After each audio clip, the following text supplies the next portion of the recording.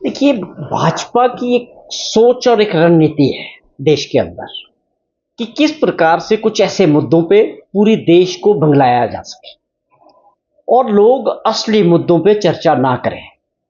देश की जो सबसे बड़ी समस्या है कि हर व्यक्ति को काम चाहिए, रोजगार चाहिए, कोर मुद्दे पे, महंगाई पे, इन चीजों से पूरी देश की जनता का ध्यान भटकाने के लिए इस तरह के मुद्दों पे पूरी भारतीय जनता पार्टी और इनकी सरकार रिसर्च करके आप लोगों के जरिए, मीडिया के जरिए देश के अंदर इन चीजों को बार बार फेंकते हैं। ये पहली बार नहीं हो रहा। दुर्भाग्य ये है कि देश में इमरजेंसी की बात करने वाले लोग फिर आजादी से बात कर ले, जब देश आजाद नहीं था वहां से भी बात कर ले कि देश को आजाद करने में जब अंग्रेजों का राज था वो कौन सी विचारधारा थी, कौन से लोग थे जिन्होंने देश को आजादी दिलाई 1947 में। उस आजादी के लिए कितने लोगों ने शहादतें दी, कितनी बड़ी एक वर्षों तक वो लड़ाई चली। उस संघर्ष में कौन सी विचारधारा के लोग थे? क्या आरएसएस के लोग उस विचारधारा में थे जिन्होंने देश को आजादी दिलाई? ये प्रश्न है हमारे आज। आप जिस लोकतंत्र की बात करते, लोकतंत्र उन्होंने बनाया जिन्होंने आजादी के बाद देश को आगे बढ़ाया। आज आप देश के प्रधानमंत्री बने, आप कहते हैं कि हम चाहे वाले हैं, तो इसलिए बन पाए कि कांग्रेस सरकार को देश की जनता ने लगातार 40 साल तक सेवा करने का मौका दिया और कांग्रेस पार्टी की विचारधारा ने उस लोकतंत्र को मजबूत किया।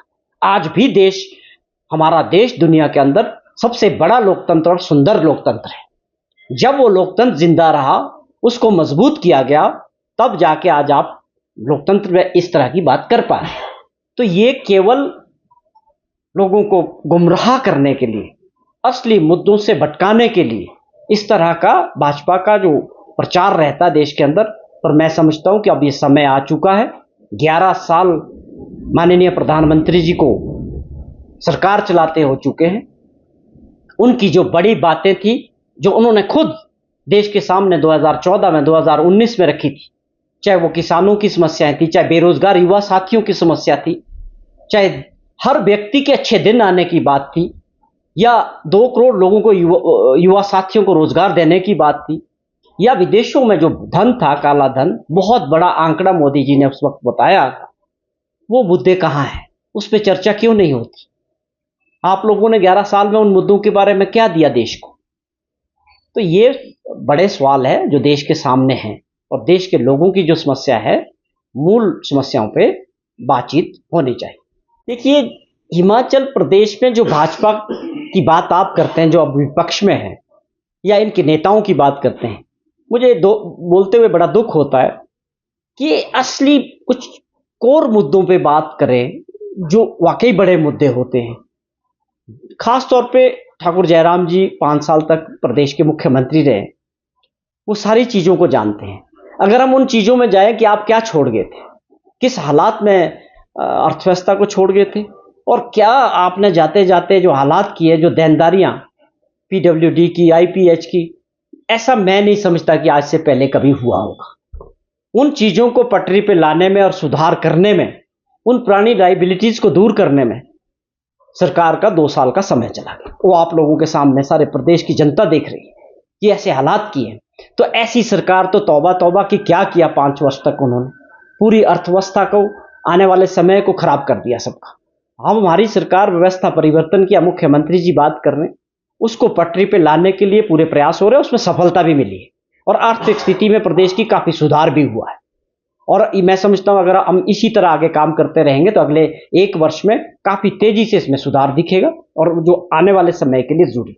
अब आप बात करते हैं कि 10 रुपए की जो पर्ची की सवाल आपने किया, रोगी कल्याण समितियों की ये बात है। और जो हमारी सरकार ने एक सब कमेटी बनाई थी कैबिनेट की, मुकेश जी उसकी अध्यक्षता कर रहे थे, उन्होंने एक रिपोर्ट सबमिट की कि हमको कौन से ऐसे फैसले करने चाहिए जिससे हमारी आर्थिकी थोड़ी ठीक हो जाए, आर्थिक स्थिति सरकार की और प्रदेश की ठीक हो जाए। उसमें यह भी सुझाव था। तो अगर उसमें सरकार ने फैसला लिया कि आरकेएस अपने लेवल पे, रोगी कल्याण समिति फैसला ले सकती है कि अगर वो चाहते हैं कि अपने हॉस्पिटल के रखरखाव के लिए, सफाई व्यवस्था को बनाने के लिए, वहां और चीजों के लिए अगर थोड़ा बहुत उससे 10 रुपए से आपकी सेवाओं में सुधार होता है आप बताएं ये कौन सा बड़ा मुद्दा है? लोग देना भी चाहते हैं, लोग अच्छी सेवाएं चाहते हैं, अच्छी सुविधाएं चाहते हैं, वो करने का प्रयास किया जा रहा है। तो ये ऐसे मुद्दों को विपक्ष के नेता अगर इन बात को लेके मीडिया में बात करते हैं तो मैं समझता हूं ये बहुत छोटी बात है।